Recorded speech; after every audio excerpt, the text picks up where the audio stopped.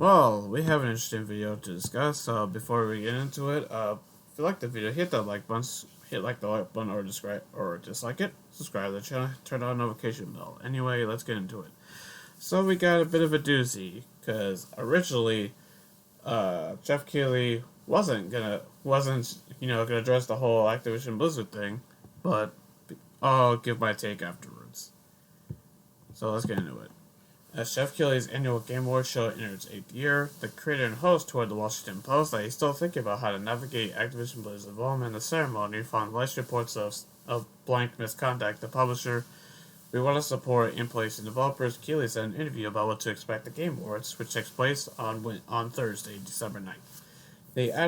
Keighley added he supported people coming forward with their stories, but did not want to diminish developers' opportunities to spotlight their games, so we have to think very carefully how to proceed here. In the interview, despite being one of the most prominent figures in the game industry, Keighley has so far refrained from calling out the reported years of abuse of one of the biggest gaming companies in the world. Executives from those console manufacturers, in particular, one of the few voices who spoke out about it internally rather than publicly, following a bombshell investigation by Wall Street Journal about misconduct at Activision Blizzard that implicated the CEO, Bobby Kotick.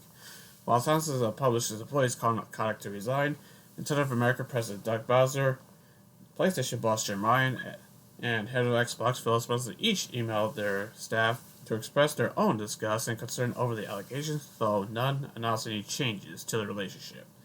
In addition to recognizing the hard work and artistic achievements of game developers, the Game Awards is also a giant marketing platform for gaming companies to advertise their upcoming games. Last year, Activision used the event to show off Black Ops Cold and post-launch Warzone content for the first season.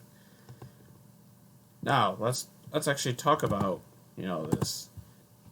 I don't know if you guys noticed, but like midnight, Friday night, Jeff Keighley actually put out a Twitter post thread essentially saying that even though there's actually games that will be nominated, they will not show up at the Game Awards.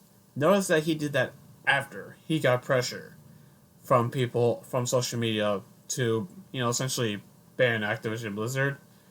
But here's the thing. I don't agree with specifically just Activision Blizzard. The reason they're the focal point of it is because they got, they're dealing with the whole lawsuit issue. There's a certain company out there that is most likely going to be there anyway that is also dealing with a lawsuit right now, which is Sony. Take a look at this. A former IT security analyst at Sony filed a lawsuit against the company in California on Monday, alleging gender discrimination and wrongful termination after speaking up about discrimination against females at the gaming giant. Why does it matter? Because gaming companies are under increased scrutiny for their treatment of women. The Sony suit comes amid high-profile state and federal lawsuits against Call of Duty maker Activision for sexual misconduct and gender-based pay disparities. Game companies range from Ubisoft and Riot to indies such as Fulbright. I didn't hear about that one, about having faced a reckoning over women experiences working for them. The video you're seeing right now is, when Keighley infamously called out Konami when they banned his best friend Hideo Kojima from the Game Awards 2015. I'll link to the video. I'll link the full video down in the description below so you can check it out for yourself. So why did I make this video? Because I think this whole topic is something that needs to be fully discussed because it's not right. Like, I don't agree with specifically just Activision. The only reason they are is because of the whole lawsuit going on in California, because this is the most notable. In 6 months, this could be another company. This type of behavior, it exists in all industries, no matter what. And it needs to be called out and discussed because these are people's lives at stake here. People, so what? You can still buy their products, but that doesn't mean we can't discuss the issue at hand, which is, which is the mistreatment of people, men and women, who are working on these games for the consumer. It doesn't mean that this topic needs. So I just find it very hypocritical. Oh, I'm going to show you. Let me show you something real fast. Look who's on the board for the Game Awards. Rob Kotick. I almost forgot to show you this, but the president of Activision is on the advisory board for the Game Awards. That's why that is why Jeff Keighley originally did not call it out, because of his paymaster. It's so fucking obvious. It is so obvious, and that really pisses me off. So it's really stupid. Like, it's really scummy. I'm sorry. No. It's all about the money. That's why you didn't do it. That's why you didn't do it originally. I wasn't saying that you should have just, like, called it out, specifically that Friday night or whatever. Like, you could have waited until, the night of the show itself to say something. So, I mean, just do, like, a 5-minute speech, Like, that's all you really need to do.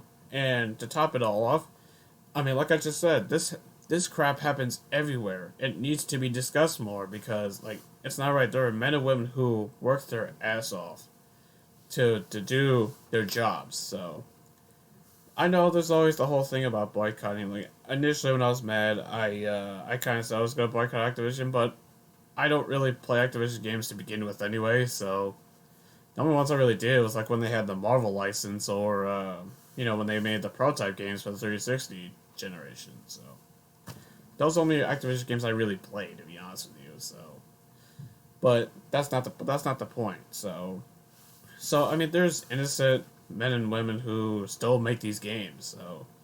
So like, still buy the games, but just remember that to call out these companies, like put your foot down. Like, where do you rely on? Where do you stand in all this? I know where I stand because it is absolutely unacceptable that there's abuse at these companies. And hell, with Activision, it's been going on for at least a decade now at this point. So it's really bad over there.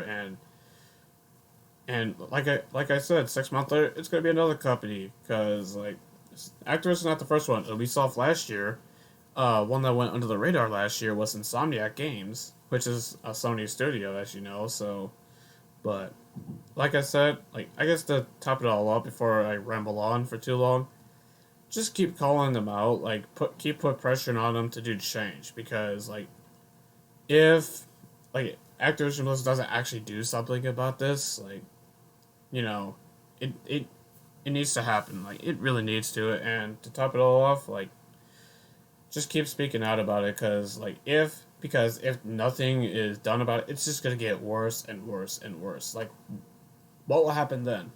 What will happen?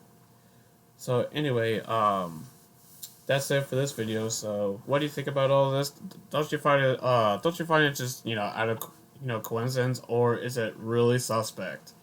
Let me know what you think down in the comments down below. And this is Andrew from Halo Gaming, and I'll see you on the next one. And see you later.